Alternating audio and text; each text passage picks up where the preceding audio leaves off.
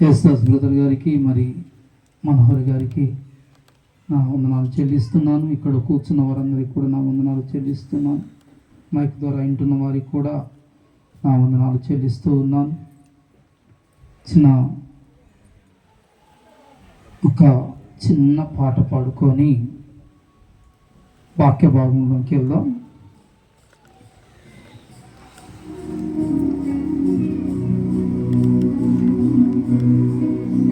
నాలోని ఆశాజ్యోతి నీవే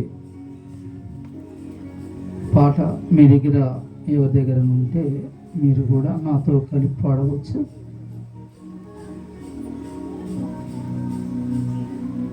నాలోని ఆశాజ్యోతి నీవే నా ప్రభువా, నీ దరికి నడిపించునావా నా జీవనావా. నాలోని ఆశాజ్యోతి నీవే నా ప్రభువా, నీ దరికి నడిపించునావా నా జీవనావా. నిన్ను నేను ఈ జగన కొనియాడగా, అనువైన పాట పాడి వినుతింపగా. నిన్ను నేను ఈ జగన కొనియాడగా, అనువైన పాట పాడి వినుతింపగా. నీ పద సేవ చేయగదేవా, వినలేని జీవమును వనకూర్చుమయ్యా, వనకూర్చుమయ్యా. నాలోని ఆశాజ్యోతి నీవే నా ప్రభువా, నీ దరికి నడిపించునావా నా జీవనావా. నా హృదయాలయాన నివసించుమా, నీ మహిమ మందిరాన నన్ను నిలుపుమా. నా హృదయాలయాన నివసించుమా, నీ మహిమ మందిరాన నన్ను నిలుపుమా. పావన నామ జీవనదామ, నా ఆత్మదీపమును వెలిగించుమయ్యా, వెలిగించుమయ్యా. నాలోని ఆశాజ్యోతి నీవే నా ప్రభువా, నీ దరికి నడిపించునావా నా జీవనావా. దేవునామానికి స్తోత్రం. హల్లెలూయా. అదేవిధంగా కళ్ళు మూసుకొని తలలు వంచినట్లయితే ప్రార్థన చేసుకుందాం. కృపగల తండ్రి మా యేసయ్య, నీ పాదములకి వందనాలు స్తోత్రములు చెల్లిస్తున్నాం నాయన. ఈ ఉదయకాల సమయంలో మా తండ్రి నీ మందిరములో నాయన మేమందరము కూడుకొని మమ్మను మేము సిద్ధపరచుకుంటూ ఉండగా, మా హృదయాలను సిద్ధపరచుకుంటూ ఉండగా నా తండ్రి ప్రభా, నీ ఆత్మచేత మమ్మను నింపండి నాయన. వాక్యం వినేవారం మాత్రమే కాదు నాయన, నీ వాక్యము మాకు ఏం బోధిస్తూ ఉన్నదో నా తండ్రి, నీకు ఇష్టమైన రీతిగా నీ బోధ చొప్పున మేము జీవించే కృపను మాకు కలగ చేయండి. దేవుని నాయన నన్ను కూడా నీ శిరోచాట్ను మరుగుపరుచుకొని నాలో మీరు ఉండి మా అందరితో మాట్లాడమని, మా జీవితాలను మా కుటుంబాలను సరిచేయమని యేసుక్రీస్తు నామంలో ఈ ప్రార్థన చేయుచున్నాము తండ్రి, ఆమేన్. దేవుడి నామానికి స్తోత్రం. హల్లెలూయా, హల్లెలూయా.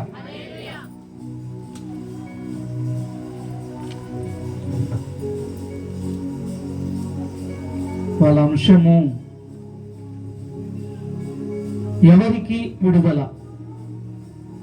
ఏం చెప్పానమ్మా?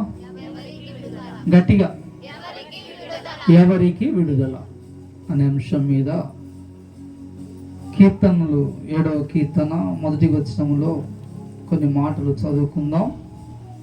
7వ కీర్తన 1వ వచనం.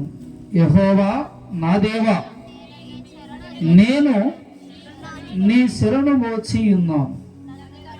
నన్ను తరుము వారి చేతిలో నుండి నన్ను తప్పించుము. నన్ను తప్పించు వాడెవడునో లేకపోగా. హల్లెలూయా. ఈరోజు ఇక్కడ ఈ కీర్తనకారుడు మాట్లాడుతున్నాడు. యెహోవా నా దేవా, నేను నీ శరణు గూర్చి ఉన్నాను, నీ దగ్గరికి వచ్చాను, నీ సహాయము కోరుకుంటూ ఉన్నాను, నాకు విడుదల కావాలి.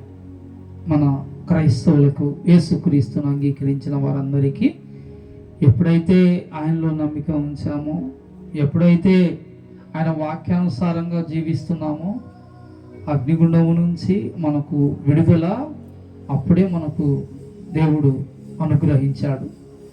కాకపోతే మరి ఈ భూమి మీద మనం జీవిస్తూ ఉన్నాం కదా.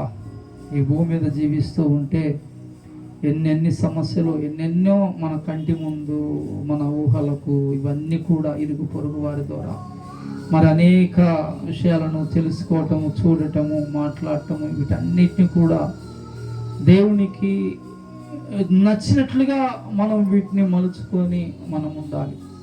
దీంట్లోనే కష్టాలు, నష్టాలు, శ్రమలు, ఎన్నో ఇబ్బందులు కొంతమందికి చెప్పుకునే ఉంటాయి, కొంతమందికి చెప్పుకోలేని ఉంటాయి. చెప్పుకుంటే ఏమని అనుకుంటారేమో, నాకున్న ఈ అనారోగ్యాన్ని నా తల్లికి చెప్పుకోలేను, నా భర్తకు చెప్పుకోలేను, నా తండ్రికి చెప్పుకోలేను. కొన్ని అంటారు కదా, స్నేహితులకు అన్ని చెప్పుకుంటారు అని చాలామంది మాట్లాడతారు. తల్లిదండ్రులకు కూడా చెప్పుకోలేని మాటలు స్నేహితులకు చెప్పుకుంటారు, వారికి ఉన్న బాధలు, సమస్యలు అని చెప్పి అంటారు. కానీ ఇది నేను నమ్మను. కొన్ని వ్యక్తిగత విషయాలు ఏంటి ఇటు తల్లిదండ్రులకు చెప్పుకోలేము, రక్త సంబంధులకు చెప్పుకోలేము, స్నేహితులకు కూడా చెప్పుకోలేము. ఎవరికి మనము చెప్పుకోనగలుగుతాము? ఎవరికి అని మనము ఎత్తుకుంటే మనకు కనిపించేదల్లా ఒక కొండగా, ఒక కోటగా, ఒక ఆశ్రయదుర్గముగా మనకు కనిపించేది ఒక యేసుక్రీస్తు మాత్రమే. అవునంటారా? కాదంటారా?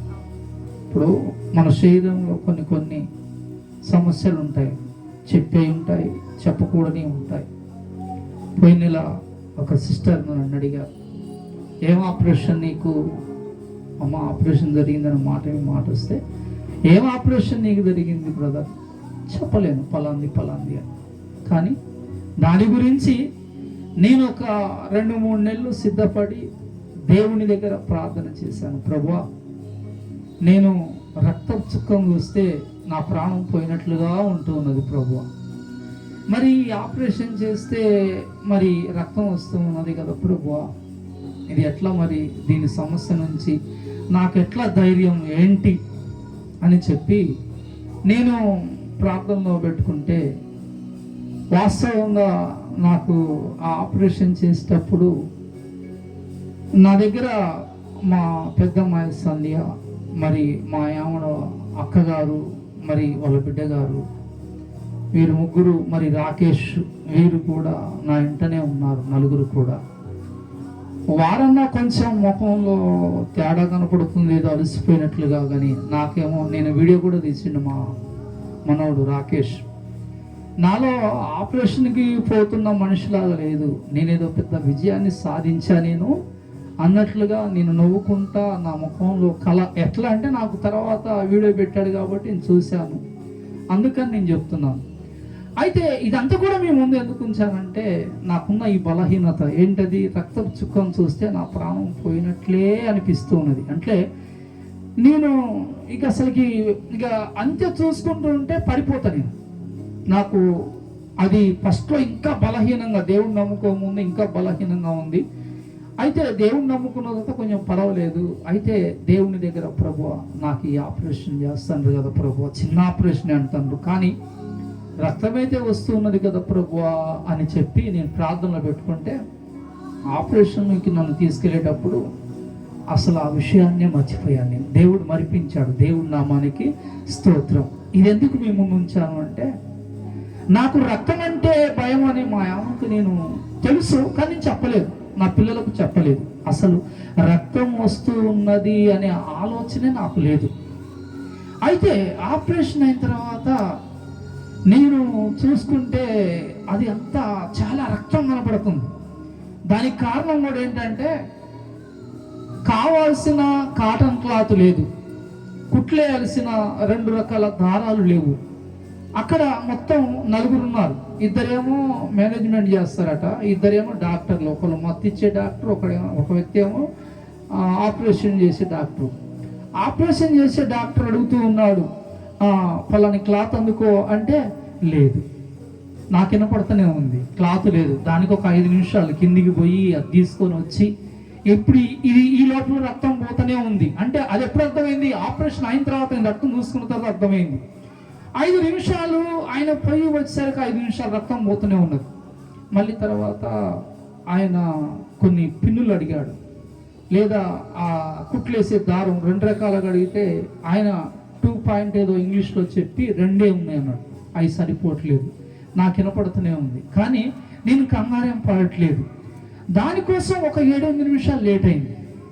7-8 నిమిషాలు లేట్, మొత్తం కలిపి ఒక పావు గంట నన్ను అసలు వ్యర్థంగా ఉంచారు. పావు గంట కూడా రక్తం పోతూనే ఉన్నది. అది నాకు, నేను లేచిన తర్వాత చూస్తే ఆ టేబుల్ అంతా కూడా రక్తం. నా కళ్ళు ఎమ్మటే తిరుగుతూ ఉన్నాయి.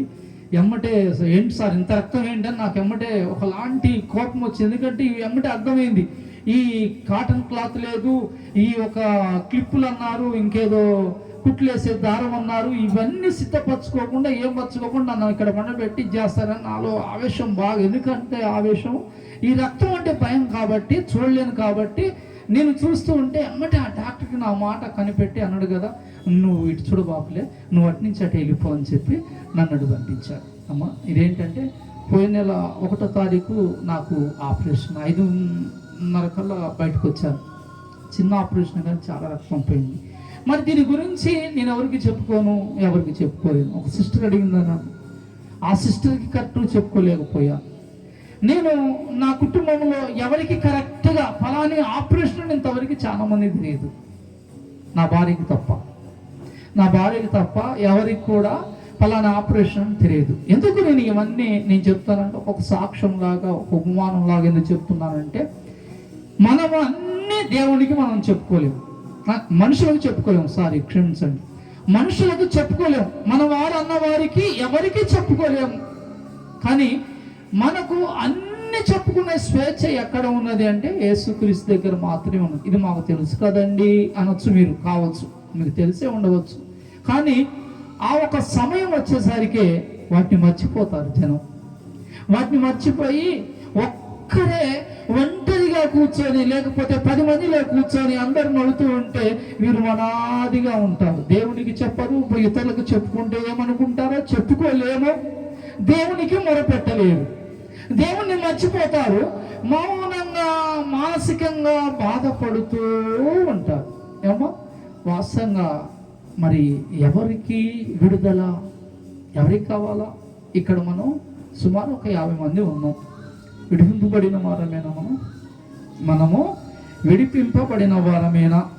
ఆత్మీయంగా దేవుణ్ణి అంగీకరించాము, విశ్వాసం ఆయనలో నమ్మిక ఉంచాము, క్రియ చొప్పున జీవిస్తున్నాము, దాన్ని పక్కగా పెడదాం. ఈ సంబంధమైన వాటిలో విడిపింపబడ్డామా మనం? అంటే విడిపింపబడ్డామా అంటే అబద్ధాలు ఉన్నాయి, దొంగతనాలు ఉన్నాయి, మోసాలు ఉన్నాయి, కుట్రాలు, ఇటువంటి తాగుబోతనాలు ఇవన్నీ కూడా ఉన్నాయి కదా. వీటికి దూరంగా ఉంటే ఈ ఒక లోకంలో నుంచి విడిపింపబడ్డట్లే.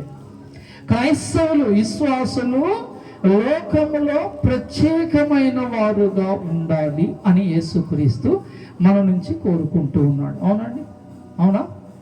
మరి మనము ప్రత్యేకంగా ఈ లోకములో ప్రత్యేకంగా ఇతరుల ద్వారా, అంటే ఇతరులు అంటే దేవుడికి నచ్చని జీవితము జీవించే వారిలాగా కాకుండా మనం ప్రత్యేకముగా చెడును విడిచిపెట్టి జీవిస్తూ ఉన్నప్పుడు మనము విడిపింపబడిన వారము ఉన్నాము.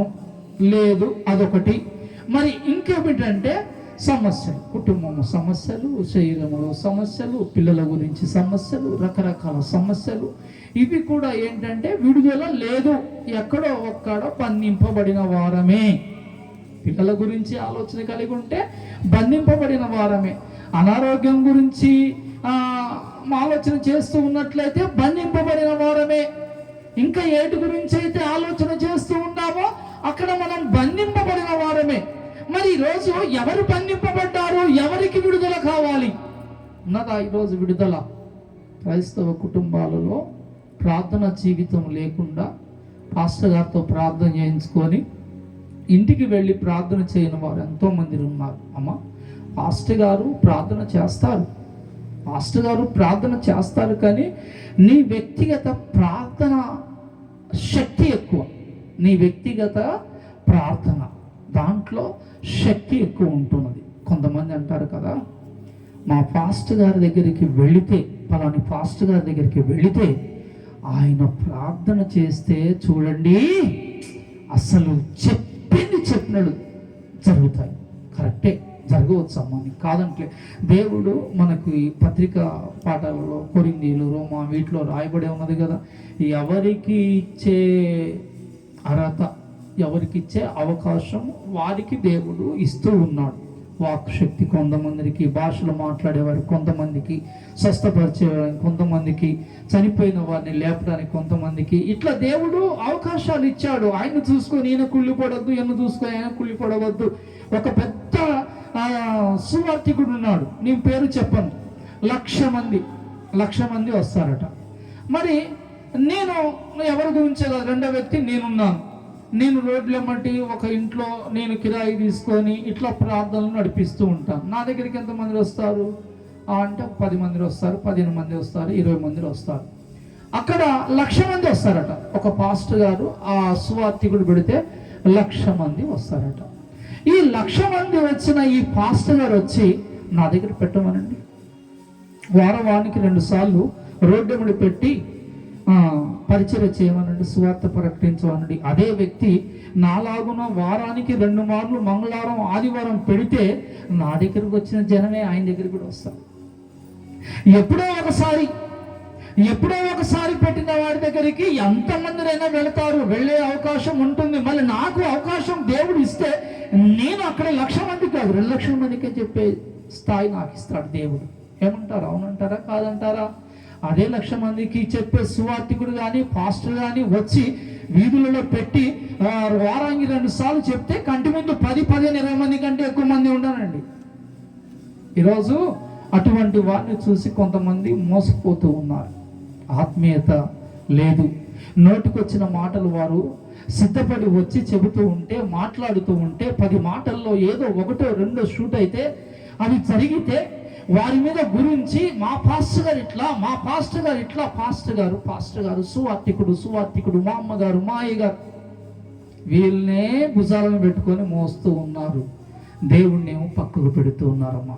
అర్థం చేసుకోండి. నేను ఎందుకు చెప్తున్నానంటే కొన్ని విషయాలు ఈ విధంగా మనుషులు సొంతగా ప్రార్థన చేసుకోవడం అనేది పక్కకు పెడుతూ ఉన్నారు. పాస్టర్ల మీద, పాస్టర్ల వారి మీద, సువార్థికుల మీద, వారికి వీరికి ప్రార్థన చేయి. ఒక అమ్మాయి అంటూ ఉన్నది, తాతయ్య నా జుట్టు అంతా పలసబాడిపోయిందమ్మా, తాతయ్య నా జుట్టు బారు పెరగాలి, మందం రావాలి అంటుంది. అమ్మా నేను ఊరికి చెప్పుకోనమ్మా, చూడు నా బట్టతలు అవుతుంది నాది కూడా. నాకు నా ఇష్టం ఏంటంటే నా శరీరం నిమిత్తం నాకు ఎంటికలు కావాలి, నాకు బట్టలు కావాలమ్మా. బట్టలు ఏదో విధంగా దేవుడు ఇచ్చాడు, నా ఎంటికల మధ్యలో ఊడిపోతున్నాయమ్మా. నేను కూర్చొని లేకుండా నేను ఎక్కడికైనా పోతా కానీ ఎంటికలు లేకుండా మడికి నేను ఉండలేనమ్మా. నేను చెప్పను. సరే చెప్పినావమ్మా, ప్రార్థన చేస్తా అన్న. అయితే ఆ అమ్మాయి ఉద్దేశం ఏంటి?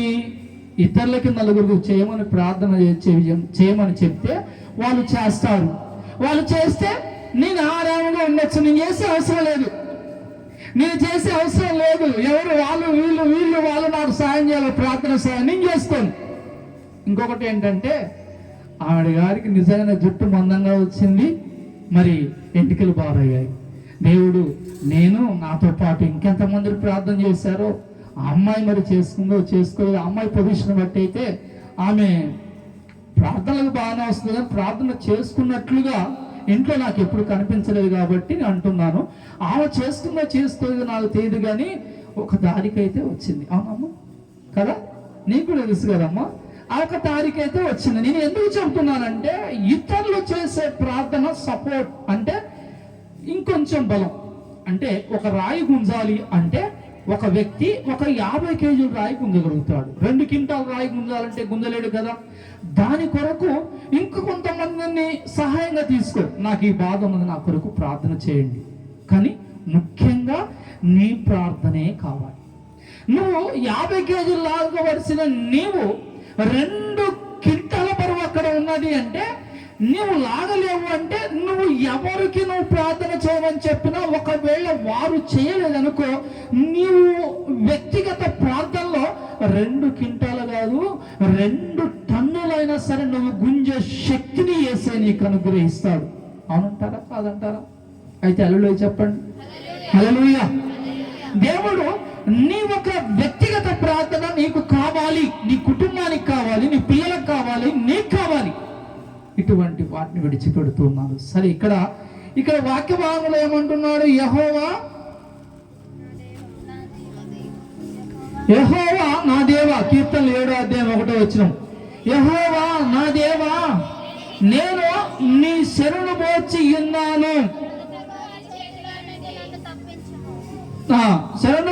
ఉన్నాను, నన్ను తరుము వారి చేతిలో నుండి తప్పించుము. తరుముతూ ఉన్నారు అంటే శత్రువులు.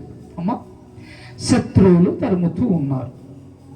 శత్రువులు తరుముతూ ఉంటే ఈ వ్యక్తికి, ఈ యొక్క విశ్వాసికి శత్రువులతోటి ఎదురుపడి పోరాడే శక్తి ఉన్నది, జ్ఞానం ఉన్నది. అన్ని విధాలుగా దేవుడు కూడా ఆయనకు అనుకూలించే విధంగానే ఉన్నాడు. కానీ ఆయన ఏం చేస్తూ ఉన్నాడు?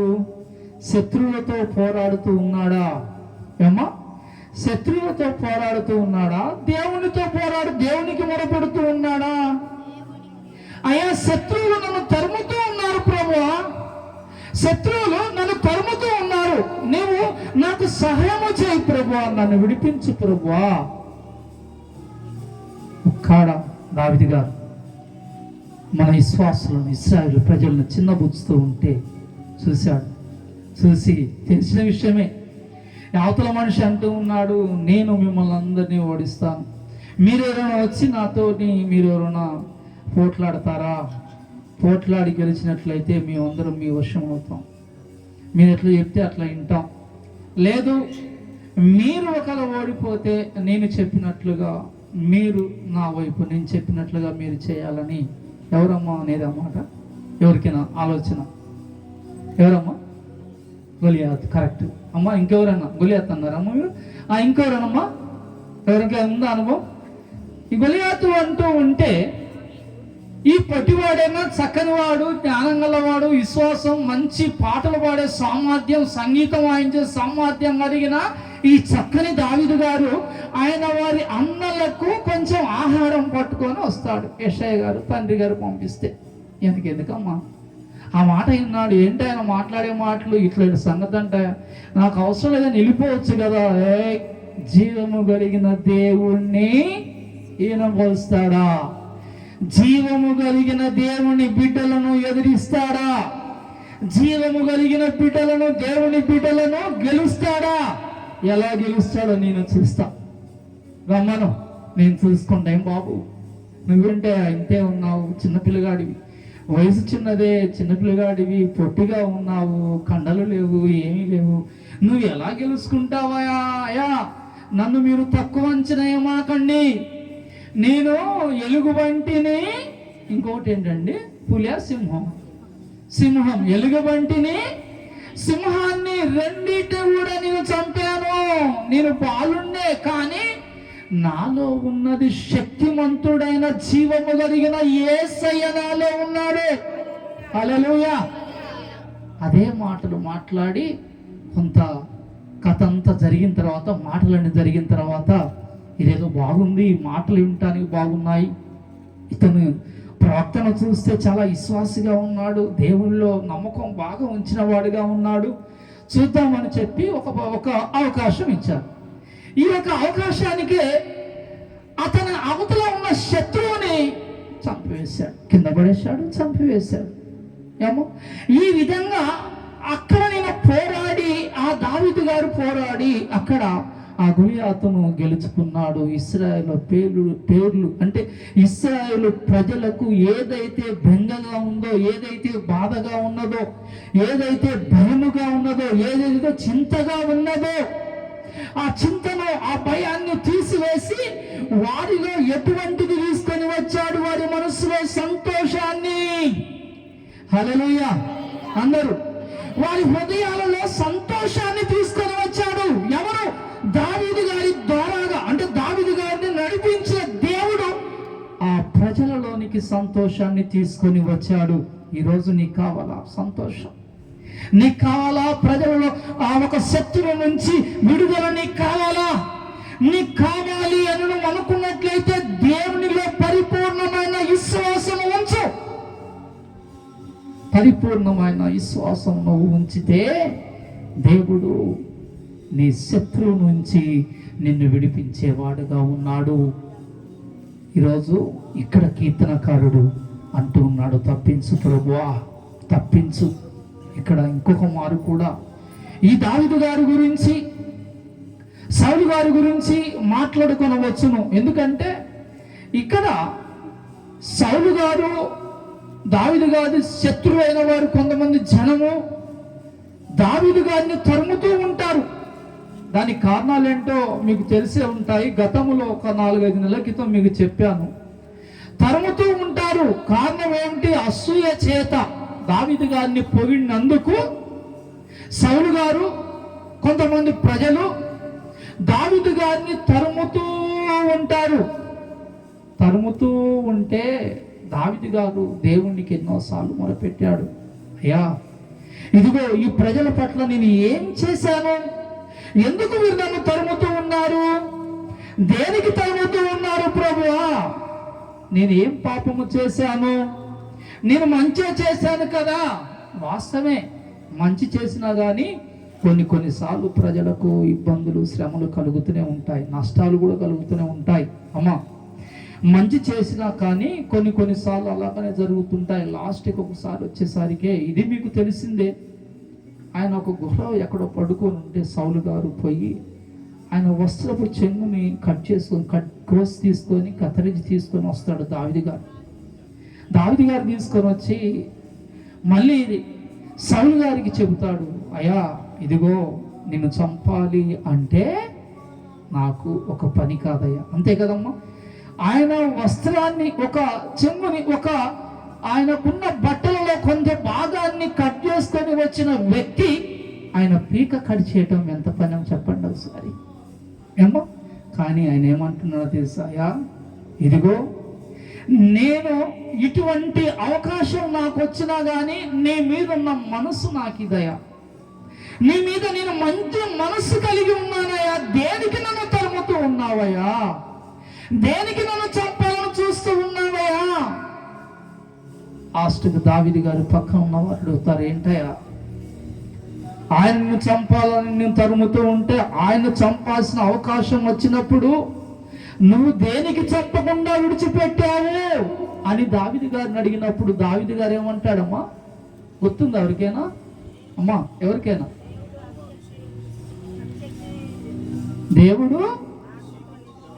దేవుడు అభిషేకించాడు సౌలు గారిని. దేవుడు అభిషేకించిన మనిషిని నేను ముట్టను. ఏదైనా ఆయనే చూసుకుంటాడు. దేవుడి నామానికి మహిమ కలుగును గాక. హల్లెలూయా. ఏదున్నా కానీ ఆయనే చూసుకుంటాడు. నేను దేవుడు అభిషేకించిన మనిషిని నేను ముట్టను. అదే మాట దేవుని దగ్గర సుమారు అదే విధంగా మాట్లాడుతున్నాడయ్యా. నన్ను తరుముతూ ఉన్నాడయ్యా, నాకు చేత నవ్వుతూ ఉంది, నువ్వు నాకు శక్తిని ఇస్తావు, జ్ఞానాన్ని ఇచ్చావు, అన్ని విధాలుగా ఇచ్చావు. నేను తిరిగి మళ్ళీతే ఆయన తరమబడతాడయ్యా, ఆయన మనుషులు తరమబడతారు అది నువ్వు అటువంటి సామర్థ్యం నాకు అనుగ్రహించావు. అయినా కానీ నీకే నేను మొరపెడతాను ప్రభువా. ఎవరికమ్మా? ఎవరికి? దేవునికి, యేసయ్యకు, నీకే నేను మొరపెడతాను ప్రభువా. ఈరోజు ఒక్క మాట అంటే 10 మాటలు మాట్లాడేవారు ఉన్నారమ్మా. ఒక్క దెబ్బ కొడితే మౌనంగా వెళ్ళిపోయి 20 మందిని వచ్చి ఇద్దరి మీద పడి చనిపోయేంతవరకు కొట్టేవారు కూడా ఉన్నారు. ఎవరు? దేవుణ్ణి అంగీకరించిన వారా? దేవుళ్ళో నమ్మిక ఉంచిన వారా? దేవుళ్ళో నమ్మిక ఉంచని వారా? దేవుళ్ళో నమ్మిక ఉంచని వారు చేస్తూ ఉన్నారు. దేవుళ్ళో నమ్మిక ఉంచిన వారు కొందరు ఇదే పని చేస్తూ ఉన్నారు. చేత కాదు. నీ శక్తి మీద నీకు ఒక అవగాహన లేదు, ధైర్యం లేదు. నీకు నీ పక్కన ఒక 10 మంది ఉంటే ఎవరో ఒక మాట అన్నారని, ఎవరో ఒక దెబ్బ కొట్టారని ఏం చేస్తూ ఉన్నారు? పోయి మౌనంగా పోయి 10 మందిని తీసుకొని వచ్చి ఇళ్ళ మీద పడి, మనుషుల మీద పడి ఇబ్బందులు చేయటం, కొట్టడం, తిట్టడం. యేసయ్య మనకి ఇదేనా అమ్మ నేర్పించింది? ఏమన్నాడు యేసయ్య? అమ్మా, ఈ చెంప మీద కొడితే ఈ చెంప దూయించాలట. అమ్మ, ఈ మాట మళ్ళీ ఎవరో మానవుడు వాడారమ్మా. ఈ పిచ్చి జనం ఏంటమ్మా? మరి చాలా మంది గాంధీ గారు మాట్లాడారు ఈ మాట, గాంధీ గారు మాట అంటారేంటమ్మా? గాంధీ గారైనా మనమైనా మనుషులమే అమ్మా. ఆయనకు ఆ రోజు పోరాడే అవకాశం వచ్చింది, పోరాడాడు. మనకు అవకాశం వస్తే మనం కూడా పోరాడతామేమో. నాకైతే మనుషులంతా ఒకటే దేవుని దృష్టికి అమ్మా. ఈరోజు నిన్న ఏంటమ్మా? నిన్న గాంధీ గారి ఏంటమ్మా అది పుట్టినరోజా? పుట్టినరోజు. ఎంత ఘనతగా ఈ యేసుక్రీస్తు పుట్టినరోజు ఏంటమ్మా? విశ్వాసులు చేస్తూ ఉన్నారు. విశ్వాసులు కాని వారు ఎవరు పుట్టినరోజు చేస్తున్నారు? చనిపోయిన గాంధీజీ గారి పుట్టినరోజు చేస్తూ ఉన్నాడు. ఇంకొక సంగతి తెలుసమ్మా, ఎవరు తప్పుపట్టవద్దు. ఆయనతో పాటు స్వతంత్రం తీసుకురావడానికి ఎంతో మంది అమర వీరులు అయ్యారట, ఎంతో మంది ఆయనతో పాటు ఉన్నారట. కానీ వారి పేర్లు తీసుకొని రావటం లేదు, ఆయనకు మాత్రమే పేరు. మరి ఆయన్ని ప్రపంచంలో మనుషులందరినీ సృష్టించిన యేసుక్రీస్తు పుట్టినరోజుకి ఎందుకు అందరూ చేస్తారు పుట్టినరోజు? మాకు ఇష్టం లేదు, మాకు ఇష్టం లేదు, మేము క్రైస్తవులం కాదు, మాకు ఇష్టం లేదు. మరి గాంధీ తాత అమ్మ, మనకు తాతయ్యగా గాంధీ తాత. మరి గాంధీ తాత కులం అంటే గాంధీ తాత మీ కులమేనా అమ్మ? మీ ఊరేనా? గాంధీ తాత మీ ఊరేనా? మీ కులమేనా? అసలు ఆయన ఎవరు, ఎక్కడి నుంచి వచ్చిన ఎవరికైనా కరెక్ట్గా తెలుసా అమ్మ? కరెక్ట్గా తెలుసా? కానీ నిన్న మటుకి ఎంత అందంగా చేశారో. యేసయ్య పుట్టినరోజుకి వచ్చేసరికి చేయట్లేదు సరిగ్గా. జనమందరూ అంగీకరించట్లేదమ్మా. జనమందరూ అంగీకరించట్లే. కేవలం క్రైస్తవులు మాత్రమే అంగీకరిస్తున్నారు. మనుషులను గొప్ప చేస్తూ ఉన్నారు. కానీ మనుషులను సృష్టించిన దేవుణ్ణి మటికి మనసు పూర్తిగా గొప్ప చేయట్లే. ఎందుకు మనసు పూర్తిగానే మాట వాడానంటే, మా యేసుక్రీస్తేనండి విశ్వాసులు అంటారు కొంతమంది. మా ప్రభువే. మీ ప్రభు అంటే ఏం కాదు ప్రభు, నాకు అది కావాలా, అయిపోయింది. ప్రభు, నేను ఇక్కడికి పోతాను, నాకు సహాయం చేయి, అయిపోయింది. ప్రభా, నేను పలానూరు పోతున్నా, నాకు రాకపోకలో సహాయం చేయి, అయిపోయింది. ఇక అంతే. మంచిగా మట్టిసంగా కూర్చొని ఒక బైబిల్ పెట్టుకొని, ఒక సాప్ వేసుకొని, కాస్త ఓపుకుంటే మోకరించి 2 అధ్యాయాలు చదువుకొని ప్రార్థన, ప్రభువా నీకు వందనాలు అయినా, నీకు వందనాలు ప్రభువా, ఇట్లా వెళ్తున్నా. మరి మనిషి నీకు ఏదైనా అవసరం వస్తే ఎదుటి మనిషి దగ్గరికి పోతే ఎన్ని మాటలు సిద్ధపడతారమ్మా కొంతమంది ఇంట్లోనే. ఎందుకు? ఆయన ఇస్తానున్న సొమ్ము ఇవ్వాలి, ఆయన ఇస్తానున్న పని ఇవ్వాలి. ఏమో ఆయన ఇస్తానున్న సొమ్ము ఇవ్వాలి, ఆయన ఇస్తానున్న పని ఇవ్వాలి. ఆయన ఎక్కడికి రమ్మన్నాడో అక్కడికి వెళ్ళాలి, మనం ఎక్కడికి రమ్మన్నామో ఆయన అక్కడికి రావాలి. కాబట్టి మనం ఏమేమి మాట్లాడాలో సిద్ధపడి నిద్రపోయి లేచి మళ్ళీ వాటిని కంటత పట్టి ఆడిగిపోయి ఆయన్ని నానబెట్టి ఆమె నానబెట్టి ఆ ఇచ్చేయి తీసుకొని అప్పుడు వస్తారకే. యేసయ్య దగ్గర ఇటువంటి సిద్ధపాటు ఉండదా? యేసయ్యని బతిలాడుకోవటం లేదా? యేసయ్య మన యేసయ్యే కాదని ఎవరన్నారు? ఇంకొక మాటకు వస్తే, నీ యేసయ్య నువ్వు అంగీకరించిన నీకు మాత్రమే కాదు, ప్రజలందరికీ యేసుక్రీస్తు అందరికీ దేవుడు. దేవుడి నామానికి స్తోత్రం. ప్రజలందరికీ దేవుడై ఉన్నాడు యేసుక్రీస్తు. మా దేవుడు మా దేవుడు మా దేవుడు, ప్రార్థన లేదు, ఏమీ లేదు, ఇష్టమనుసారం ఏదో ఒక చెత్తని విసిరేసినట్లుగా దేవుని దగ్గర మాటలు విసిరేయటం, బయలుదేరి వెళ్ళటము. కొంతమంది అంటారా, తెలుసులే దేవుడికి అన్ని తెలుసు, నేను చేసుకున్నా ఏముంది, చేయకపోయినా ఏముందిలే, ఆయన వాక్యం వింటున్నాను కదా అంటూ ఉంటారు. అమ్మా, ఇక్కడైతే ఆయన అంటూ ఉన్నాడు, ప్రభువా నన్ను తరుముతూ ఉన్నారు ప్రభువా శత్రువు. నీకు శత్రువు అంటే నిజంగానే మనుషులే నీకు శత్రువు అయి ఉండాల్సిన అవసరం లేదమ్మా. నీ శరీరంలో అనారోగ్యం కావచ్చు, ఏదైనా సమస్య కావచ్చు, అది నీకు శత్రువే. మరి ఆ శత్రువు నుంచి దేవుడు విడిపించాలి. మరి నువ్వు అడుగుతున్నావు, ఎవరితో అడిగిస్తూ ఉన్నావో చెప్పాలి, నాకేం చూడాలి చెప్పాలి. నీకున్న సమస్యను బట్టి, నీకున్న అనారోగ్యాన్ని బట్టి నువ్వు అడుగుతూ ఉన్నావా దేవుణ్ణి? అడిగితే ఎలా అడుగుతున్నావు? లేదు అడగట్లేదు, ఎలాగో అస్సలు అంతకంటే సిద్ధపడట్లేదు, అడిగిస్తున్నావా ఎవరితోటైనా? ఏమో ఎవరితోనైనా అడిగిస్తూ ఉన్నావా? మనందరం కలిసి దబా దబా దబా దబా వెళ్ళిపోతున్నాం అమ్మా. రాయి తగిలింది మన బొటినేలికి, అందరికీ నొప్పి ఉంటుందమ్మా, ఉంటుందా? అందరికీ నొప్పి ఉంటుందమ్మా. ఒక్క బొటినేలు ఒక్కరికి తగిలితే అందరికీ నొప్పి ఉంటుందా? ఎవరికి తగిలితే వారికి మాత్రమే ఉంటుంది. ఇంకెవరికి ఉంటుందమ్మా? ఇంకా ఇంకా ఇంకా తల్లికి, తండ్రికి, రక్త సంబంధులకు కూడా బాధ ఉంటుంది. కానీ దెబ్బ తగిలిన వ్యక్తికి, దెబ్బ తగిలిన ఒక బాధ, మనసులో ఒక బాధ, రెండు బాధలు దెబ్బ తగిలిన మనిషికి ఉంటూ ఉన్నది. ఇటు నొప్పి, మనసులో బాధ. మన తల్లికి, తండ్రికి, రక్త సంబంధులకి ఒక బాధ, అయ్యో పాపం నా వారికి తగిలినది. అమ్మా, ఇవన్నీ ఎందుకు నేను చెబుతున్నాను? ఎవరి అవసరాన్ని బట్టి వారే చేయాలి. ఏ పని చేసేవారు ఆ పని చేయాలి. గుర్రము చేసే పని గుర్రమే చేయాలి, గాడిద చేసే పని గాడిదే చేయాలి అట. ఇంకా కుక్క చేసే పని కుక్కే చేయాలట. గాడిద చేసే పని కుక్క చేయకూడదు, కుక్క చేసే పని గాడిద చేయకూడదు. ఇటువంటి లక్షణాలు మనకు చూపెడుతూ ఉంది, సృష్టి అంతా మనకు చూపెడుతూ ఉంటే మనము నేర్చుకొని ఎవరికి మొరపెడుతున్నామో, ఎవరితో మొరపెట్టిస్తూ ఉన్నామో, మనం మొరపెడుతున్నామా? మొరపెడితే మనము సిద్ధపడి దేవుణ్ణి బతిమాలుచు మనము దేవునికి మొరపెడుతూ ఉన్నామా? ప్రభువా నాకున్న సమస్య ఇది ప్రభువా, నన్ను నడిపించవా ప్రభువా? ఎంతకాలమయ్యా? ఒక కీర్తనకారుడు అంటాడు, అయ్యా నన్ను విడిచిపెట్టావా ఏంటి ప్రభువా?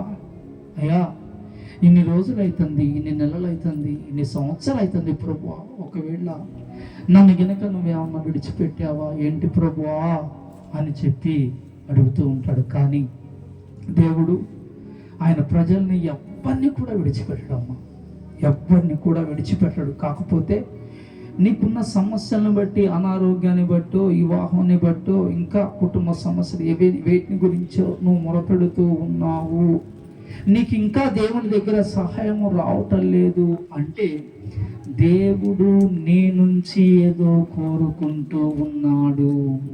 ఏమో నీ నుంచి దేవుడు ఏదో కోరుకుంటూ ఉన్నాడు. అది ఏది కోరుకుంటూ ఉండవచ్చు? ఏదో పాపము దాగి ఉండవచ్చు, ఏదో అబద్ధము దాగి ఉండవచ్చు, ఏదో మోసము దాగి ఉండవచ్చు, ఏదో స్వార్థమైన మాట కావచ్చు, చూడరాని చూపు కావచ్చు, ఏదో ఒకటి నీలో దాగి ఉన్నది. దాన్ని బయటికి తీయాలి నువ్వు, దాన్ని బయటికి తీసి ప్రభువా ఇదిగో నాయన ఈ విధంగా నేను గ్రహించావు, నా గ్రహించే ఆ శక్తిని నాకు నువ్వు అనుగ్రహించావు, నా ప్రేరేపణ ఇచ్చావు ప్రభువా, నేను తెలుసుకున్నానయ్యా, నేను విడిచిపెడుతున్నాను, నేను ఒప్పుకుంటున్నాను, విడిచిపెడుతున్నాను ప్రభువా అన్ను అడగరాదు. లేదా సమస్యగానే ఉంటూ ఉన్నది అమ్మా, సమస్యగానే ఉంటుంది. దేవుడు నీ నుంచి ఏదైతే తప్పునదో ఆ తప్పును తీసివేయాలని ఆయన కోరుకుంటూ ఉంటే, నువ్వు వ్యాధితో ఉండి ఆ నీ యొక్క సమస్యతో ఉండి ఆ తప్పును ఒప్పుకోకుండా ఉంటే ఎంతకాలమైనా అంతే ఉంటుంది కదమ్మా సమస్య. ఆయన కోరుకుంటూ ఉన్న సమయాన్ని బట్టి చూస్తే మరి అందుకే ఆయన ఎవరిని కూడా విడిచిపెట్టేవాడు కాదు, ఎవరిని మర్చిపోయేవాడు కాదు దేవుడు. కాకపోతే ప్రజలే వారిలో ఉన్న పాపాలను ఒప్పుకొని విడిచిపెట్టకుండా కొంతమంది అనారోగ్యానికి గురవుతున్నారు, కొంతమంది ఏమో డబ్బు నష్టపోతూ ఉన్నారు, కొంతమంది ఏమో భార్య భర్తలు విడిపోతూ ఉన్నారు, కొంతమంది తల్లిదండ్రులకు సంబంధాలు లేకుండా ఉంటూ ఉన్నారమ్మా. ఈరోజు అటువంటి వారు ఎవరైనా ఇక్కడ ఉన్నారా? మనల్ని మనం పరిశీలన చేసుకోవాలి. ఇక్కడ అదే వచనాన్ని నేను చదువుతాను. యెహోవా నా దేవా, నేను నీ శరణు వచ్చి ఉన్నాను, నన్ను తరుము వారి చేతిలో నుండి నన్ను తప్పించుము. నన్ను తప్పించువాడు ఎవడునూ లేకపోగా. తప్పించువాడు ఎవడున్నాడు? ఎవరమ్మా? ఎవరున్నారు? ఈరోజు నిన్ను తప్పించేది ఎవరు? మనం అనుకోవచ్చు, అయ్యా నేను మొన్న ఒక లెక్క కట్టి నేను స్వరూపతో మాట్లాడాను. స్వరూప అంటే ఇద్దరు ఉన్నారు, స్వరూప రాణి, స్వరూపతో నేను మాట్లాడాను. ఇంత సంగతమ్మో, ఇంత బంగారం ఉన్నది. ఆమె అన్నది, ఇట్లా బంగారం రేటు తగ్గుద్ది మామయ్య అంటే, కొనుక్కోమో ఒక 5-6 కేజీలు అని చెప్పి, తగ్గినప్పుడు కొనుక్కోమ్మా అన్న తర్వాత, నీ దగ్గర ఎంత ఉండొచ్చు మామయ్య అని చెప్పంటే, అమ్మ ఉండొచ్చు, ఇంత ఉండొచ్చు అమ్మా, ఇంత ఉండొచ్చు అమ్మా అని చెప్పి అన్నాను. అన్న తర్వాత ఇక ఇట్లనే అమ్మా, ఇక కొనుక్కొని ఉంచుకుంటే ఏదన్నా ఒక సమస్య వస్తే అమ్ముకోవటమో బ్యాంకులో పెట్టుకోవటమో ఇదొక ఆధారంగా ఉంటూ ఉన్నది అని చెప్పబోతా ఆ మనసులోకి అట్లా వచ్చింది. లేదు, బంగారము డబ్బో నాకు ఆధారం కాదు, నన్ను కాపాడేది కాదు. ఇవన్నీ కూడా నాకు దేవుడు ఆయన ఆశీర్వదించి ఇక్కడ నన్ను పద్ధతిగా అలంకరించుకోమన్నాడు. నాకేదో ఆయన ఆశీర్వాదంగా నాకు ఇచ్చాడు, కానీ ఇవి నాకు ధైర్యం ఇచ్చేవి కాదు, స్వస్థత ఇచ్చేవి కాదు, ఆదుకునేవి కావు, ఇవి నన్ను కాపాడేవి కావు. ఏమంటారు మీరు? అమ్మా, 8 తులాల బంగారం ఉందా ఒక్కొక్కరి దగ్గర? నీ దగ్గర 8 తులాలు ఉందమ్మా, నాకేమొద్దమ్మా, నేనేం తీసుకోను. నీ దగ్గర 8 తులాలు ఉండొచ్చమ్మా, 3 లేదమ్మా. అమ్మ ఎవరి దగ్గర బంగారం ఉంటే ఒక 2 తులాలో 3 తులాలో లేదా ఒక 10. కొంతమంది ఈ మధ్య బంగారమే వ్యాపారంగా మార్చుకుంటున్నారట. ప్లాట్ కొంటే భూమి కొంటే ఎక్కడికి పోదని అంటారంటే, ఇప్పుడు గూగుల్లో యూట్యూబ్లో అంటున్నారు, బంగారం వ్యాపారం మారిపోతుంది, మొత్తం బంగారం కొనుక్కొని దాచుకుంటూ ఉన్నారు. నేను 3వ నెల కొన్నప్పుడు 75,000 ఉంది బంగారం తులం. ఇప్పుడు ఎంత ఉందమ్మా? అమ్మా ఇప్పుడు ఎంత ఉంది? 1,00,000 రూపాయలు ఉందమ్మా. 25,000 పెరిగింది. 6 నెలలకి 25,000 పెరిగింది. అందుకని ఆయన అన్నాడు కదా, ఈ బంగారం రేటు ఇదే వ్యాపారముగా మారిపోతే భూములు కొనేది లేదు, ఇండ్లు కొనేది లేదు, పొలాలు కొనేది ఏమీ లేదు, ఈ బంగారం వ్యాపారం నడుస్తుంది. ఏంటి ఇవన్నీ ఎందుకు? వాక్యములో మరి నన్ను విడిపించేవాడు ఎవడు లేకపోగా చాలా మంది వీటిని ఆశగా తీసుకుంటున్నారు. బంగారం, డబ్బు, పొలాలు, అమ్మా ఉద్యోగాలు, అమ్మా వీటినే ఆసరగా తీసుకొని ఇవి నన్ను విడిపిస్తాయి. నా అనారోగ్యంగా ఉంటే ఇవి విడిపిస్తాయి. ఎట్లా విడిపిస్తాయి అమ్మా? 1,00,000 రూపాయలు కట్టమన్నాడు, కట్టాడు, ఆపరేషన్ చేశాడు, ఇది కట్ చేయబోయి అది కట్ చేస్తాడు, చచ్చిపోతాడు. ఏమ్మా అంతే కదా? లేకపోతే ఆపరేషన్ మొత్తం మంచిగా సెట్ అయింది, కత్తెరో ప్లేడో దాంట్లో పెట్టి కుట్లేస్తాడు. ఇంకేముంది? ఎవరు కాపాడేది? డబ్బు అమ్మ. 10 లక్షలు కట్టమన్నాడు, కడతావు. 1,00,00,000 రూపాయలు కట్టమన్నాడు, డాక్టర్ కడతావు. 20 కోట్లు కట్టమని ఉన్నవాడు కడతాడు. కానీ ప్రాణం ఎవరు కాపాడేది? నిన్ను కాపాడేవాడు ఎవరు? యేసుక్రీస్తు. అది మర్చిపోతూ ఉన్నారు. అది మర్చిపోయి లోకంలో ఉన్న వాటిని ఆశించి వాటిని ధైర్యముగా ఆసరగా తీసుకొని, మరి దేవా నన్ను ఎవ్వరు తప్పించేవారు లేరు ప్రభువా. నా దగ్గర బంగారం ఉంది కానీ అది తప్పించదు ప్రభువా. నా దగ్గర ఎండి ఉంది కానీ అది నన్ను తప్పించదు ప్రభువా. ఎండి బంగారములు నా యొక్క లేవు కానీ దానికి మించినదే నా దగ్గర ఉన్నది. ఏమిటది? యేసుక్రీస్తు. యేసుక్రీస్తు ఉన్నాడు. కుంటివాణిగా నువ్వు ఉన్నావు కదా, భిక్షం అడుగుతూ ఉన్నావు కదా, నా దగ్గర ఎండి లేదు, బంగారం లేదు నీకు ఇవ్వడానికి, కానీ శక్తి కలిగిన యేసుక్రీస్తు నాలో ఉన్నాడు. ఆయన నామాన్ని బట్టి ప్రార్థన చేస్తే నువ్వు లేస్తావు, లేచి నిలవు అని చెప్పి అన్నప్పుడు ఏ బంగారం స్వస్థపరిచిందమ్మా? ఏ ఎండి బాగు చేసిందమ్మా? ఎన్ని నాణ్యాలు, ఏ డబ్బు, ఏ గింజలు బాగు చేసిందమ్మా? చెప్పండి, ఒకసారి జ్ఞాపకం చేసుకోండి. వాక్యము చదువుతున్నప్పుడు చెప్పినప్పుడు మటుకు జ్ఞాపకం చేసుకుంటూ ఉంటాం ఏమో, తర్వాత మర్చిపోతాం.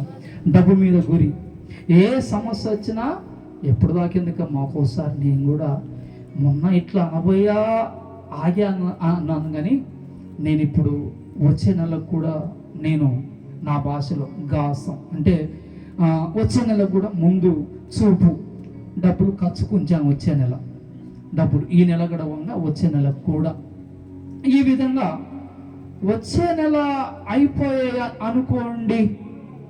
అయిపోతే నా గురి ఎటున్నది? నగల మీదనే ఉన్నాయి. తీసుకుపోయి బ్యాంకులో పెట్టచ్చు. మళ్ళీ ఒక ప్లాట్ అమ్ముడు పోయేదాకా నేను ఒక 4-5 నెలలకి ఒక 2 లక్షలు తెచ్చుకోవచ్చు. ఇట్లా మానవులకి ఇటువంటి ఆలోచన రావటము తప్పని అనను, కానీ ఆ ఆలోచనను పక్కకు పెట్టివేయాలి. మనకు వచ్చినప్పుడు ప్రభువా ఇది కాదులే, కానీ నాకు ఉన్నది కదా ప్రభువా, నువ్వు ఇచ్చిన ప్లాటు, దాన్నే అమ్ముడుపోయేలాగా సాయం చేయ ప్రభువా. మన గురి మనకున్న ఆ ప్లాట్ అమ్ముడు పోయేదాకా ఇది ఇట్లా మళ్ళొద్దు. ఎప్పుడైతే ఆలోచన వచ్చిందో దాన్ని తీసే ప్రభు, అది కరెక్ట్ కాదా, నీ దృష్టికి అది కరెక్ట్ కాదు కదా. పలాని ఉందిగా ప్రభు ప్లాటు, పలాని పొలం ఉంది కదా ప్రభు, పలాని ఇల్లు ఉంది కదా ప్రభు, దాన్ని అమ్మకానికి పెట్టేగా ప్రభు, అది అమ్ముడుపోయేలాగా నాకు సాయం చేయ ప్రభు.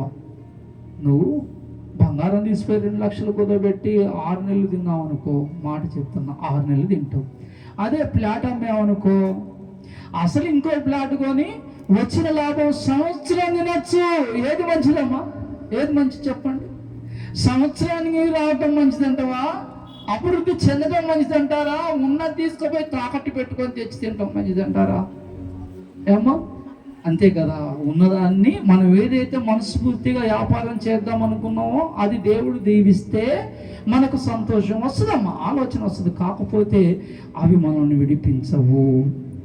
ఇప్పుడు మత్తయి సువార్తలో కూడా ఏమంటున్నాడు? ఒకడు లోకమంతయు సంపాదించుకున్న తర్వాత ఏమంటాడమ్మా? అతనికి ఏమి ప్రయోజనము?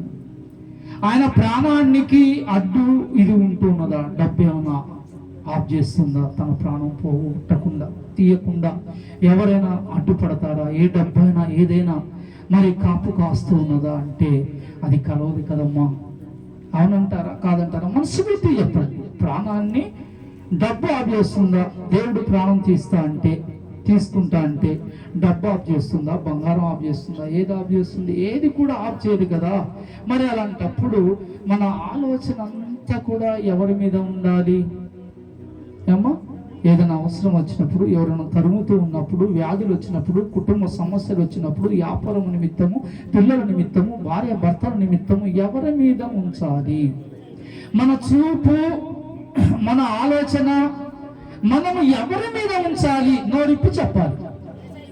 యేసయ్య మీద ఉంచాలి. యేసయ్య మీద ఉంచితే మనకు నడవవలసిన త్రోవ మనకు తెలియకపోయినా కానీ, మనము తప్పటడుగు వేస్తున్నా కానీ అలా కాదు ఇలా నడు.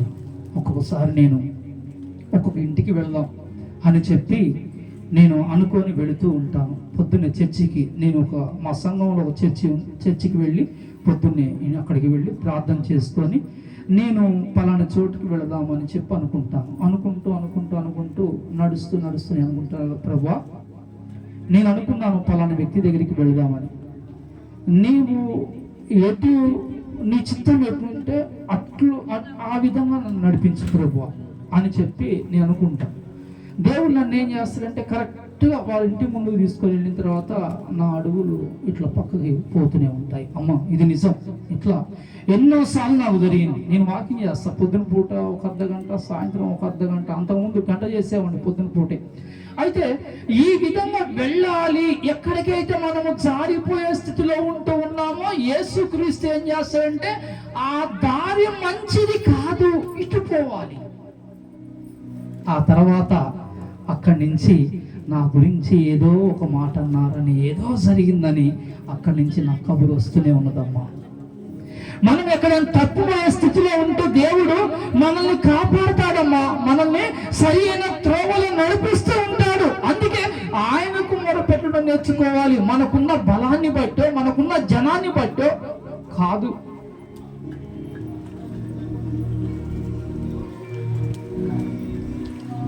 ద్వితీయోపదేశ కాండము చూద్దాం, 33వ అధ్యాయము 26వ వచనం నుంచి అమ్మ. ద్వితీయోపదేశ కాండము 33వ అధ్యాయము 26వ వచనం నుంచి 27వ వచనం వరకు. యేషూరులో దేవుని పోలిన వాడు ఎవడునూ లేడు. ఏమ్మా, దేవుని పోలిన వాడు ఎవడునూ లేడు. దేవుడు అంటే మనుషులు చాలా మంది పేర్లు పెట్టుకున్నారు. ఈరోజు మనుషులనే దేవుడిగా మార్చుకున్నారు అమ్మా. రాళ్లను దేవుడిగా మార్చుకుంటున్నారు అమ్మా. ఎవరైనా ఇక్కడ అటు ఇటు రెండు పక్కల ఉన్నవారు బాధపడద్దు. చెప్పే మాటలు అర్థం చేసుకోండి, ఇది నిజమని. ఎందుకంటే చర్చలకు అటు వెళ్ళేవారు ఉంటారు, మళ్ళీ ఇటు వచ్చేవారు ఉంటారు. అటువంటి వారు బాధపడవద్దు, మీరు అర్థం చేసుకోండి. ఈరోజు మనుషుల్ని దేవుడినిగా చేసుకునేవారు ఉన్నారు, రాళ్లను దేవుడిగా చేసుకునేవారు ఉన్నారు, చెట్లను దేవుడిగా చేసుకునేవారు ఉన్నారు. మరి ఈ రోజు ఈ దేవుడి గురించి మాట్లాడుతున్నాడు. ఈయనకు పోలిన వారు ఎవరును లేరు. అందుకే అంటూ ఉన్నాడు, యేషూరును దేవుని పోలిన వాడు ఎవడునూ లేడు. ఆయన నీకు సహాయము చేయుటకు ఆకాశ వాహనుడై వచ్చును, మహోన్నతుడై మేఘవాహనుడగును. ఏమా, ఆయన ఆకాశము నుంచి ఎందుకు వస్తున్నాడు? నువ్వు మొరపెడుతున్నావు కదమ్మా, నువ్వు ప్రార్థన చేస్తున్నావు, చేయట్లేదా ప్రార్థన? నీకున్న సమస్యను బట్టి ఇంతకుముందు అడిగా, నువ్వు చేయట్లేదా ప్రార్థన? అమ్మా, లేదా సమస్య లేదా? ఏం లేదా సమస్య? ఏం లేదా? లేకపోయినా చేయాలి, కృతజ్ఞతాస్తులు చెల్లించాల్సిందే. నువ్వు ప్రార్థన చేస్తున్నావు కదా, నీ కోసము ఆయన మేఘవాహనుడై నీ కోసం వస్తూ ఉన్నాడు. నీకు సహాయం చేయడానికి ఎప్పుడు ప్రభువా అని నువ్వు అడుగుతావో ఏంటి చెప్పు. ఇక్కడే ఉన్నాను. నాకు మొరపెట్టువారు, నాకు నిజముగా మొరపెట్టు వారి అందరికీ సమీపముగా ఉన్నాను. ఇంకొకటి ఏంటంటే, ఆయన ఆజ్ఞ పంపించి వారిని స్వస్థపరిచాడు, బాగు చేశాడు, వారిని విడిపించాడు. ఆయన మేఘవాహనుడై రావాల్సిన అవసరం లేదు. ఆకాశమందు పరలోకములో ఉండి ఆయన వాక్కును పంపిస్తే చాలు. ఆయన మనస్సులో పలాని వ్యక్తి బాగుపడాలి అనుకుంటే చాలు, నువ్వు బాగుపడతావు. పలాని దరిద్రుడు మంచి ఉన్నతమైన స్థితిలోనికి రావాలి అని ఆయన మనసు అనుకుంటే చాలు, నువ్వు ఉన్నతమైన స్థితిలోనికి వస్తావు. ఎలా వస్తారండి? ఎలా వస్తారు? మా ఖమ్మం దగ్గర కొత్తగూడెంలో ఫస్ట్ భూములు రేట్లు బాగా పెరిగిన తర్వాత ₹1,00,00,000 ఎకరం. ఇప్పుడుది కాదు, సుమారు మా అన్నయ్య గుర్తుందేమో, ఎన్ని సంవత్సరాలు కావచ్చు అన్న ₹1,00,00,000 ఎకరం కొత్తగూడెం ఉంది. సుమారు 40 సంవత్సరాల క్రితం అమ్మ ₹1,00,00,000 ఎకరం. ఈ ₹1,00,00,000 ఎకరం ఏంటంటే, ఒక ప్రార్థన పెట్టే ఒక వ్యక్తి ఆయన ఇంట్లో పెట్టిస్తూ ఉన్నాడు. ఏది? ఒక విశ్వాసి, ఒక గొల్ల వ్యక్తి. అమ్మ కులాన్ని ఏది అట్లని కాదు, ఒక వ్యక్తి ఆయన ఏం చేశాడంటే, మంచి పాలిష్యాలతోటి ఒక ఇల్లు కట్టుకొని దాంట్లోనే ప్రార్థన పెట్టిస్తూ ఉన్నాడు. నేను కొత్తగా దాసన్న, చిలకర వెన్న వీరమ్మటి పరిచర్యకి వెళుతూ ఉంటే, ఏంటన్నా మరి ఇతను ఇంత ఖర్చుతో కూడిన వారం భోజనాలు చేస్తూ ఉన్నాడు, ఇదంతా చేస్తాను, మరి ఈయన చూస్తేనే పాలమ్ముకుంటాడు, ఎట్లా అంటే అన్నాడు కదా. ఇతను 1 ఎకరం ₹1,00,00,000 అమ్మాడు. 3 ఎకరాలు ఏమో అమ్మాడంట. పాలు ఆయన పేరు అమ్మ. 3 కోట్లు వచ్చినాయి. 3 ఎకరాలు అమ్మితే 3 కోట్లు వచ్చినాయంట. అప్పుడు ఎకరం ఎంత ఉంది అసలుకి? 4 లక్షలు 5 లక్షలు అమ్మ. 4 లక్షలు 5 లక్షలు ఎక్కడా? 1 ఎకరానికి ₹1,00,00,000 ఎక్కడా? మేకలు గొర్రెలు కాసుకునే ఈ వ్యక్తి ఏ విధంగా తయారయ్యాడంటే, ఒక ఎంఆర్ఓ గారు ఏ విధమైన ఇల్లు ఉంటూ ఉన్నదో అటువంటి ఇంట్లో ఉంటూ ఉన్నాడు. ఆ విధంగా నీ స్థాయిని దేవుడు మార్చి వేస్తాడు. దేవుడు నిన్ను మార్చినప్పుడు దాన్ని నువ్వు ఎదుర్కోవాలి. దేవునికి కృతజ్ఞత కలిగిన ఉండాలి. ప్రభువా నా స్థాయి ఏమిటి ప్రభువా?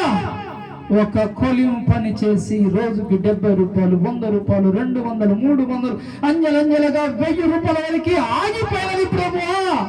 ఈ రోజు నెలకి 30,000 రూపాయలు ఖర్చు పెట్టే అవకాశాన్ని ఎలా ఇచ్చావు ప్రభు అంటే, నేను ఎలా ఇస్తాను నీకు. నేను నా మనసులో ఉంటే నీకు నెలకి 30,000 కాదు, 1,00,000 పెట్టుకునే అవకాశం కూడా, ఖర్చు పెట్టుకునే అవకాశాన్ని నేను ఇస్తానంటూ ఉన్నాడు యేసుక్రీస్తు నాతోటి. ఏం చెప్తా ఆయన మాటకు చేయగలుగుతావు ప్రభు అని అడగనా నేను? ఇది నిజమా ప్రభు అని అడగనా? నిజమని నాకు తెలుసు ప్రభు. నేను 1,00,000 రూపాయలు అడిగా ప్రభు. ఎట్లా అడిగాను తెలుసమ్మా? 1,00,000. చిన్న సాక్ష్యం. గుర్రం షాప్ అని ఒక షాప్ ఉన్నదమ్మా. ఆ షాపు ఖమ్మంలో. అది అంతకుముందు గుర్రం కాదమ్మా, ఇంకేదో బాంబే డైనింగ్ ఏదో, బ్రదర్ మీకు గుర్తుందా? గుర్రం బట్టల షాపు బాంబే డైనింగ్ అని ఉన్నదమ్మా. అయితే ఆ సీజన్లో ఏంటంటే, ఎవరికైతే ఆ బట్టలు కొన్నప్పుడు లాటరీ టికెట్ తగులుద్దో 1,00,000 రూపాయల బంగారం అమ్మా, 1,00,000 రూపాయలు బంగారం, కేజీ బంగారం వాళ్ళకి తగిలిన వారికి. నేను ఆ సమయంలో నేను ఇంకొక 3 వ్యక్తులు, 4 ఉండి ఉత్తగనే మాట వరుస అనుకున్నాం కదా, ప్రభా ఇదిగో ఆ 1,00,000 రూపాయలు నాకు, ఆ కేజీ బంగారం నాకు తగిలేటట్టుగా ప్రభా అని చెప్పి అందరం అనుకున్నాం. మాకు ఇస్తే నేను ఆటో కొనుక్కుంటా, నేను ఇల్లు కట్టించుకుంటా అని చెప్పి అనేసరికి నేను ఇది మనసులో పెట్టుకొని నేను ఒక గోడౌన్ మీద కూర్చొని ప్రభువా నాకు 1,00,000 రూపాయలు కావాలి ప్రభువా. అమ్మ ఇది నిజం, ఇది నేను నిజం చెప్తున్నాను. దేవుని సన్నిధిలో నేను అబద్ధం చెప్తే ఇక్కడే పడిపోవాలి. ఏమన్నానమ్మా? ఇక్కడే పడిపోవాలా? దేవుడి సన్నిధిలో నేను అబద్ధం చెబితే 1,00,000 రూపాయలు కావాలా ప్రభువా. ఎట్లా ఇస్తావో నువ్వు ఇవ్వగలుగుతావు. మళ్ళీ నేను అప్పుడు ఎట్లున్నా తెలుసా అమ్మా? ముత్యాలమ్మ, కట్టమైసమ్మ, యేసయ్య, వీళ్ళని నలుగురిని కలిపి ప్రార్థన చేసేవాడిని అమ్మా. వీళ్ళ నలుగురిని కలిపి ప్రార్థన చేస్తూ ఉన్న స్థితిలో నాకు వాళ్ళందరినీ నాకు తెలియకుండా పక్కకు పెట్టేసి, యేసయ్య నాకు 1,00,000 రూపాయలు కావాలి అని చెప్పి నేను అడిగితే నాకు దేవుడు ఊహించని రీతిగా నాకు దేవుడు 1,00,000 రూపాయలు ఇచ్చాడు. 2 బిడ్డలు పెళ్లి చేసిన తర్వాత నాకు ఒక 70,000 రూపాయలు ఉన్నాయి. 2 బిడ్డల పెళ్లికి 1,05,000 అయ్యాయమ్మ. 2020లో ఒక బిడ్డ పెళ్లి చేశాను. ఒక 3 సంవత్సరాల తేడాతోటి ఇంకొక అమ్మాయి పెళ్లి చేశాను. వాళ్ళ పెళ్లి అయిపోయి ఆ లెక్క 1,05,000 అయినాయి. తర్వాత నా దగ్గర 70,000 ఉన్నాయి. అవి చేతిలో పట్టుకున్నాను. కొలిం పని చేస్తూ ఉన్నాను.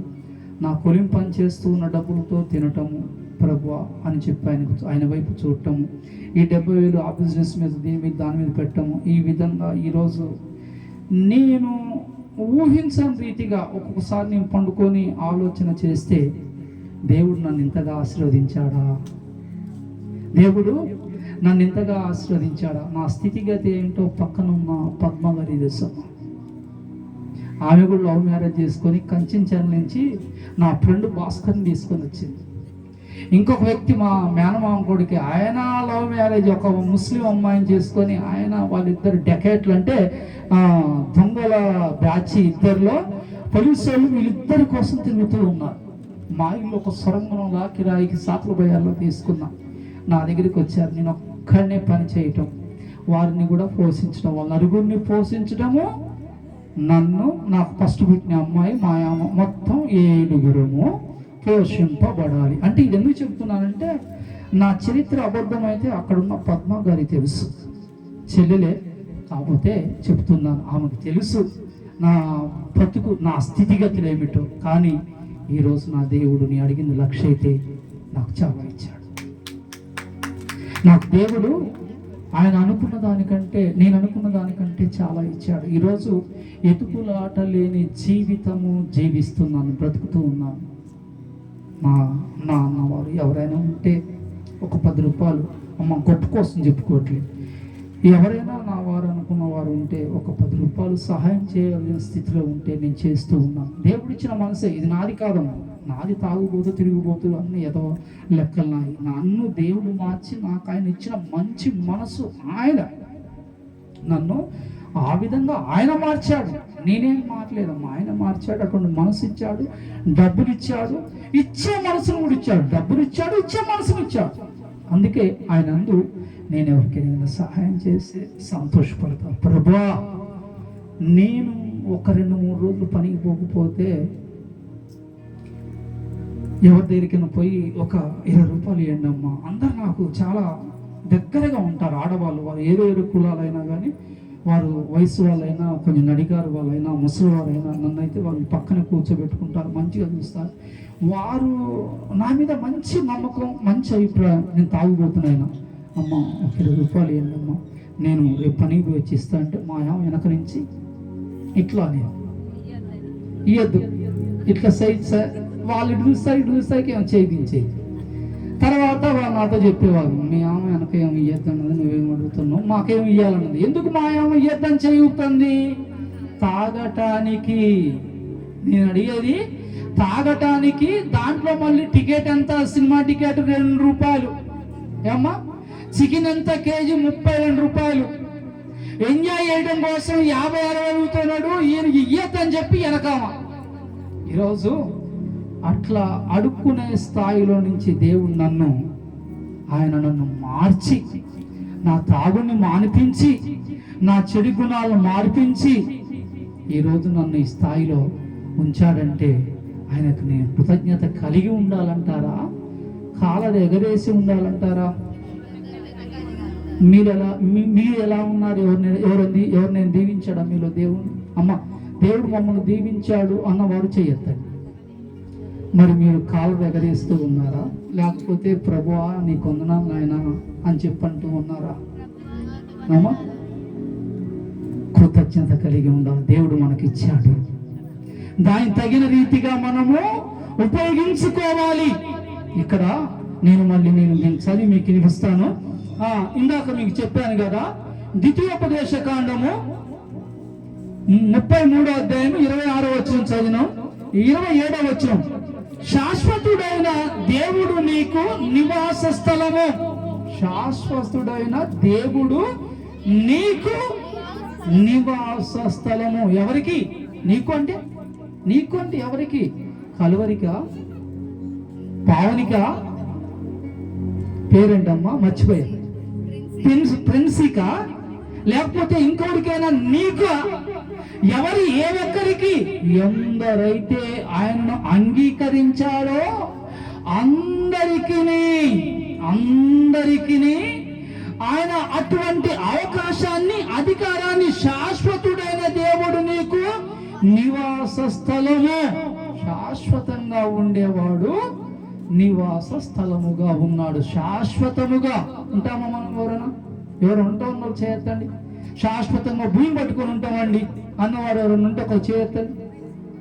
ఎత్తినట్లయితే వాక్యాన్ని వినట్లేదంటే అర్థం. ఎవరు ఎత్తలేదు, మంచిది. అమ్మా, శాశ్వతంగా భూమిని పట్టుకొని ఉండేవారు ఎవరైనా ఉన్నారా? రాజులు ఉన్నారు, రాజులు పరిపాలించారు, పట్టణాలను మరి గెలుచుకున్నారు, పేరును సంపాదించుకున్న వారు ఉన్నారు, డబ్బును సంపాదించుకున్న వారు ఉన్నారు, నాకు ఇంత సైన్యం ఉన్నది అనుకున్న వారు ఉన్నారు. కానీ భూమిని పట్టుకొని ఉన్నవాడు లేడు. ఒకనాటికి ఒకరిని తర్వాత ఒకరు వెళ్ళవలసినదే ఈ లోకాన్ని విడిచిపెట్టి. కానీ శాశ్వతంగా ఉండేవారు ఎవరు? చెప్పాలి అందరు. ఎవరు ఉండేది శాశ్వతంగా? అమ్మ నోరిప్పండి సంతోషంగా. యేసుక్రీస్తు శాశ్వతంగా ఉన్నాడు. ఆ శాశ్వతుడైన దేవుడు నీకు నివాస స్థలము. నీవు నివాస స్థలము ఆయనకి. ఆయన దగ్గర నువ్వు ఉండేది. ఇంకేం కావాలమ్మా? ఆయనను విడిపించడానికి మేఘ వాహనుడై వస్తూ ఉన్నాడు, శాశ్వతుడై ఉన్నాడు. ఆయన నీకు నివాస స్థలము అని చెప్పి, శాశ్వతుడైన దేవుడు నీకు నివాస స్థలము. నిత్యముగా నుండు బాహువులు నీ క్రింద నుండును. ఆయన నీ ఎదుట నుండి శత్రువును వెళ్ళగొట్టి నశింపజేయుమనెను. దేవుడు నీ కింద ఉన్నాడటమ్మా. నీ కింద ఇలా చేయి పట్టుకొని నడిపిస్తూ ఉన్నాడట. నువ్వు వెళుతున్నావు, నడుస్తూ ఉన్నావు అనుకుంటున్నావేమో. ఆయన చేతి మీదనే నిన్ను పట్టుకున్నాడు. అమ్మా, నువ్వు వెళుతూ ఉంటే ఆయన చెయ్యి ఇలా తీసుకొని వెళుతూ ఉన్నది నిన్ను. ఆయన చెయ్యి నీ కింద ఉన్నది, నీ కుడి పక్క ఉన్నది, నీ ఎడం పక్క ఉన్నది, నీ తలపై ఉన్నది. అందుకే అంటూ ఉన్నాడు కదా కీర్తనకారుడు, ప్రభువా ఎలా తప్పించుకోను ప్రభువా, ఎక్కడికి పోయినా నువ్వే ఉన్నావు కదా ప్రభువా. ఆకాశంలో నువ్వే ఉన్నావు, సముద్రంలో నువ్వే ఉన్నావు, భూమిలో నువ్వే ఉన్నావు, పాతాళంలో నువ్వే ఉన్నావు, ఎక్కడికి పోయినా నువ్వే ఉన్నావు కదా ప్రభువా. భయపడమాకండి, చనిపోతారనుకున్న వారు మొన్న కూడా చెప్పా, నీతో కూడా ఆయన ఉంటాడు, నీకు ఆయన మేలే చేస్తాడు. ఆయన ఎందుండి ఆయనకు నచ్చినట్లుగా ఉండి మరణిస్తే ఆయన నిన్ను విడిచిపెట్టేవాడు కాదు. ఆయన ఎప్పుడు నీ వెంట ఉంటాడు. నువ్వు మరణించావు కదా అని నిన్ను విడిచిపెట్టే దేవుడు కాదు. నువ్వు బ్రతికి ఉన్నా నిన్ను విడిచిపెట్టాడు, నువ్వు చనిపోయి ఉన్నా కానీ నిన్ను విడిచిపెట్టాడు దేవుడు. నీ మీద ఆయన మనస్సు ఎప్పుడు ఉంటూ ఉన్నది, పాపుల మీద ఉంటూ ఉన్నది, పరిశుద్ధుల మీద ఉంటూ ఉన్నది, బ్రతికి ఉన్నవారి మీద, చనిపోయిన వారి మీద, అందరి మీద ఆయన మనసు ఉంటూ ఉన్నది. తెలుసా ఈ సంగతి? ఎందుకు మరి చింత, దేనికి చింత అమ్మా? అందుకే ఇది చెప్పి ఇదే ఫస్ట్ చదువుకుని చెప్పి ముగిస్తాను. కీర్తనలు 7వ కీర్తన మొదటి వచనం. యెహోవా నా దేవా, నేను నీ శరణు పోచి ఉన్నాను, నన్ను తరుము వారి చేతిలో నుండి నన్ను తప్పించుము. నన్ను తప్పించువాడు ఎవడునూ లేకపోగా. ముందు మనం నేర్చుకోవాల్సింది ఏంటి అమ్మా? ముందు మనం నేర్చుకోవాల్సింది ఫస్ట్ ఏమన్నాడమ్మా? నీ శరణు పోచి ఉన్నానయ్యా, నీ శరణు పోచి ఉన్నానయ్యా. మనం ఆయన దగ్గరికి రావటం నేర్చుకోవాలి. ముందు ఆయన దగ్గరికి రావటం నేర్చుకోవాలి. కొంతమంది పెళ్లి సంబంధం అంటే అబ్బాయి లేని కలర్ని అబ్బాయికి తీసుకొని వస్తాను, అమ్మాయికి లేని కలర్ని తీసుకొని వస్తాను. అమ్మ, పెళ్ళి అయిపోయిన తర్వాత ఆ మేకప్ అంతా పోయేసరికి కలర్ అంతా బయటపడిపోతుందమ్మా. అంతా సిద్ధపాటు చేస్తూ ఉన్నారు, లేని కలర్లను వేస్తూ ఉన్నారు, లేని జుట్టును తీసుకొని వస్తూ ఉన్నారు. ఈ విధంగా మరి వారు ఎక్కడెక్కడికో వెళ్ళి తయారై వస్తూ ఉన్నారు. కానీ దేవుని దగ్గరికి రావటం నేర్చుకోవాలి. అమ్మా, నేర్చుకున్నారా? దేవుని దగ్గరికి రావటం నేర్చుకున్నారా? అంటే దేవుని దగ్గరికి వచ్చే ఉన్నాం కదండి, మీ కళ్ళు కనపడలే అనుకునేది. నేను అడిగేది ఆ దేవుని దగ్గరికి అట్లా రావడం గురించి కాదమ్మా, నేను మాట్లాడేది మనస్సు పూర్తిగా, హృదయపూర్తిగా, ప్రభువా నేను ఈరోజు ఇక్కడికి వచ్చాను అంటే నాకున్న సమస్య ఏంటో నీకు తెలియదు కాదు ప్రభువా, నాకున్న నష్టం ఏంటో నీకు తెలియదు కాదు ప్రభువా, నాకున్న లాభం ఏంటో, నాకున్న సంతోషం ఏంటో నీకు తెలియదు కాదు ప్రభువా. నీ దగ్గరికి నేను వచ్చాను ప్రభువా, ఈ రోజు నాకున్న సమస్యను నువ్వు తీసివేయాలి ప్రభువా. అడుగుతారా? ఈరోజు ప్రార్థన చేస్తున్నాను, చిన్న ప్రార్థన. కృపగల తండ్రి మా యేసయ్య, నీ పాదములకి వందనాలు స్తోత్రములు చెల్లిస్తున్నాము నాయన. తండ్రి, ఇదిగో నాయన, నీ మీద ఆశ పెట్టుకొని నీ దగ్గరకు వచ్చే మనసును మాకు కలగ చేయండి నాయన. మమ్మల్ని తరుమువారు, మాకు ఈ శత్రువులుగా ఉన్న వారితో మేము వేచ్యమాడక నేను నాయన, మేమందరము కూడా నీకు మొరపెట్టి నువ్వు విడిపిస్తే మీ విడిపింపబడే వారముగా మేము ఉంటకు మాకు సహాయం చేయమని యేసుక్రీస్తు నామములో ప్రార్థన చేయుచున్నాము తండ్రి, ఆమేన్.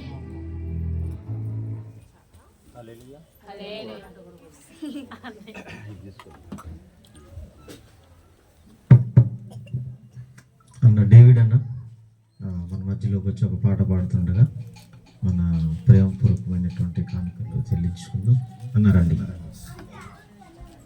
డేవిడ్ అన్న, మీకు ఇంకెవరైనా సపోర్ట్ ఒక్కరు కాకుండా? ఎవర్రా గదిలో ఉందంతా?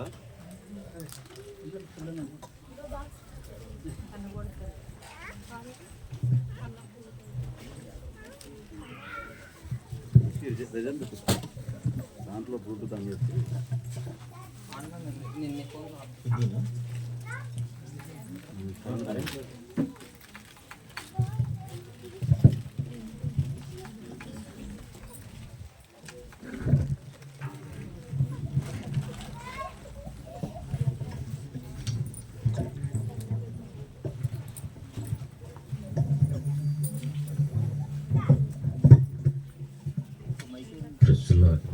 హల్లెలూయా. సంతోషం చెప్దాం. హల్లెలూయా. చక్కని మాటలు దైవజనుల మాట మరి అందించడం చాలా సంతోషం. ఈ సమయం ఉబ్బరకు లేని దేవుడు మనకు అనుగ్రహించాడు. మరి